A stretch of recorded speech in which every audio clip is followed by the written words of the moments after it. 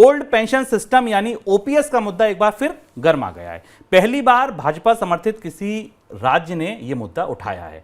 दरअसल बात है महाराष्ट्र से। महाराष्ट्र के उप मुख्यमंत्री देवेंद्र फडणवीस ने कहा है कि उनकी सरकार ओल्ड पेंशन स्कीम पर विचार करेगी। उन्होंने कहा कि राज्य सरकार वित्त मंत्रालय सहित अन्य विभागों के साथ इस पर चर्चा करेगी। इसके लिए एक लंबी अवधि की योजना बनाई जाएगी। हाल में ही कांग्रेस शासित राज्यों ने, हिमाचल प्रदेश ने, राजस्थान ने पुरानी पेंशन को लागू कर दिया है। सर, पुरानी पेंशन को लेकर क्या अब दबाव जो है वो नए सिरे से बनना शुरू होगा? हाँ शुभम, मनी सेंट्रल में आपका भी स्वागत है और सारे दर्शकों का स्वागत है। आज के मनी सेंट्रल में अगर मैं चुनूं मेरे हिसाब से तो सबसे बड़ी और चौंकाने वाली खबर अडानी के स्टॉक्स में गिरावट नहीं बल्कि भारत की तरफ से कपड़े का आयात शुरू होना है, जो शायद बड़ी खबर है, जिसे हम समझने की कोशिश करेंगे कि भारत जो गारमेंट का निर्यातक था वो आयातक कैसे हो गया, इसे समझने की कोशिश करेंगे। लेकिन अडानी समूह की स्टॉक्स को लेकर कई सारे नए ताजे घटनाक्रम हैं, कई महत्वपूर्ण जानकारियाँ हैं जिनके बारे में हम बताएंगे। लेकिन पहला महत्वपूर्ण विषय पुरानी पेंशन योजना का।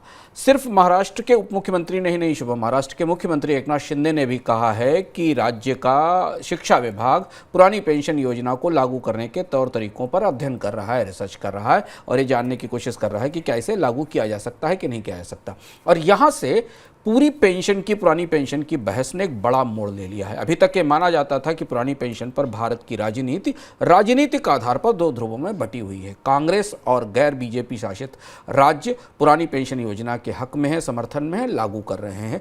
छत्तीसगढ़, पंजाब और हिमाचल प्रदेश ने पुरानी पेंशन योजना को लागू करने की घोषणा कर दी है।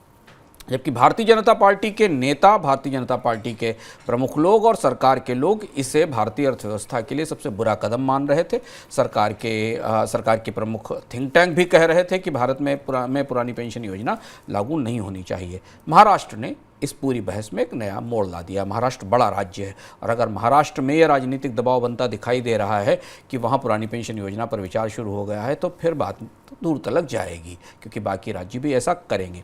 हाँ, एक और महत्वपूर्ण बात समझना जरूरी है। बजट हमारे सामने है, निगाहें रहेंगी हमारी बजट पर कि क्या सरकार पुरानी पेंशन योजना को लेकर बजट में कुछ बोलती भी है, बताती भी है।